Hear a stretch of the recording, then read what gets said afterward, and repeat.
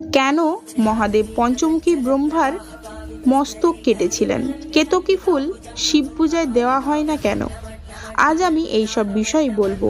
পৌরাণিক কাহিনী অনুসারে ব্রহ্মাণ্ড সৃষ্টির প্রথমে শ্রী বিষ্ণুর নাভিপদ্ম থেকে পঞ্চমুখী ব্রহ্মার জন্ম হয়। জন্মের পর ব্রহ্মা চোখ খুলে ব্রহ্মাণ্ডে নিজেকে একা দেখে অবাক হন আর নিজের অস্তিত্বকেই সর্বশ্রেষ্ঠ ভাবতে থাকেন। তারপর ব্রহ্মা ভগবান বিষ্ণুকে দেখতে পান এবং ভগবান বিষ্ণু তখন গভীর ঘুমে আচ্ছন্ন ছিলেন। ব্রহ্মা ভগবান বিষ্ণুর কাছে গিয়ে তার ঘুম ভাঙান। তারপর যে যার নিজের পরিচয় দেওয়ার সময় দুজনের মধ্যে তর্ক হয়। ব্রহ্মা বলেন তার জন্ম আগে হয়েছে, তিনি বরং শ্রী বিষ্ণুকে যোগনিদ্রা থেকে জাগিয়েছেন। তারপর ভগবান বিষ্ণু বলেন যে তার থেকেই সমস্ত জীবকুল এবং ব্রহ্মার সৃষ্টি, আর ব্রহ্মা তার নাভিপদ্ম থেকে সৃষ্টি হয়, তাই তিনি মহা সর্বশক্তিমান দেবতা।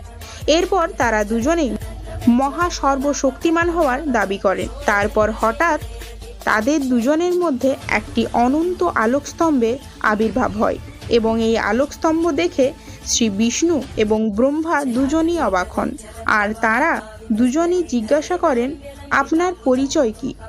তখন আলোকস্তম্ভটি বলে ওঠেন, আপনাদের মধ্যে যে এই আলোকস্তম্ভের শুরু এবং শেষ সবার প্রথম খুঁজে বের করতে পারবে তাকেই সর্বশক্তিমান বলা হবে। তারপর তারা দুজনেই যে যার নিজের ক্ষমতা প্রমাণ করতে ব্রহ্মা একটি পাখির রূপ নিয়ে আলোকস্তম্ভের শুরু খুঁজতে এবং শ্রী বিষ্ণু বরাহ রূপ নিয়ে শেষ ভাগ খুঁজতে দ্রুত গতিতে বেরিয়ে পড়েন। অনেক খোঁজার পরেও তারা দুজনের মধ্যে কেউ শুরু এবং শেষ খুঁজে পান না।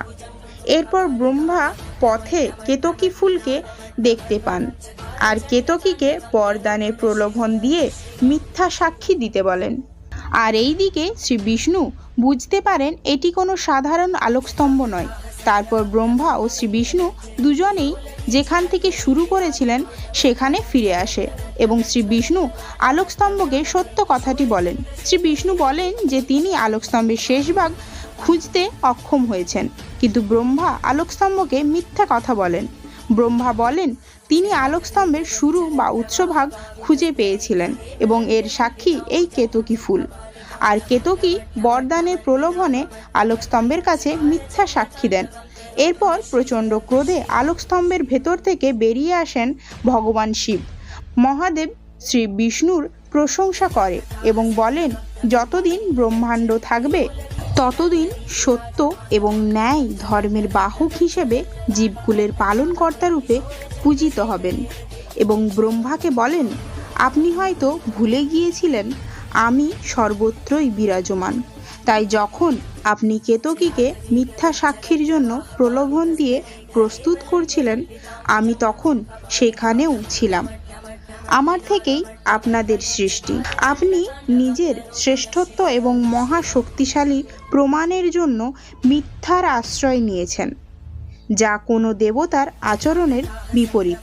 তাই মহাদেব ব্রহ্মাকে অভিশাপ দেন যে ত্রিদেবের মধ্যে আপনার নাম তো থাকবে, কিন্তু আপনি মর্তে কোনোদিন দেবতা রূপে পূজা পাবেন না।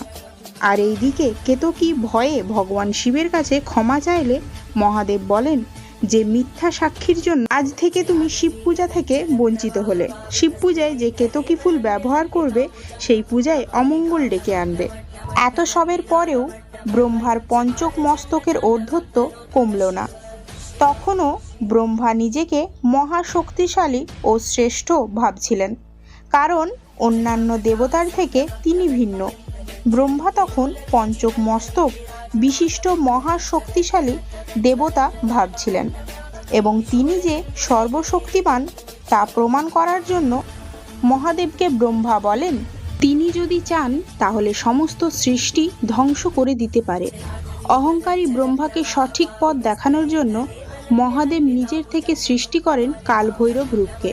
তারপর মহাদেব আদেশ দেন ব্রহ্মার পঞ্চক মস্তককে ছিন্ন করার জন্য, আর কালভৈরবও তাই করেন। ব্রহ্মার পঞ্চক মস্তককে আলাদা করে দেন, কারণ ব্রহ্মার পঞ্চক মস্তকটি ব্রহ্মাকে অহংকারী করে তুলেছিলেন। পঞ্চক মস্তকটির জন্যই ব্রহ্মা নিজের কর্ম ও উদ্দেশ্যকে ভুলে গিয়েছিল।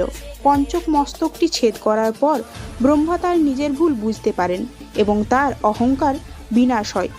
তারপর ব্রহ্মা মহাদেবের কাছে ক্ষমা প্রার্থনা করেন। আসলে ব্রহ্মার অহংকারের বিনাশ করার জন্যই মহাদেব এই লীলার রচনা করেন। তো আজকের আলোচ্য বিষয় এখানেই শেষ করছি।